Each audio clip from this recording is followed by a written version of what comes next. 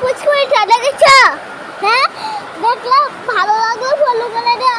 দেখো আসলে মাছ আনলেন, মাছ জায়গা মাছ আনার জায়গা বুঝেছো? মাছটি আনে যা আর মাছ কই থাকতে পারি না বন্য ইয়া বুঝেছো? এই ভিডিওটা ভালো লাগলে একটা ফলো একটা কমেন্ট করে দিও। ওই দেখো ওই দেখো তোমরা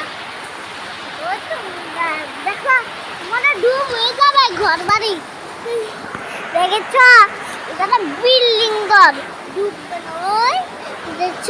দেখো কত বৃষ্টি হচ্ছে। ভালো লাগলে বলো একটা লাইক করে দিও।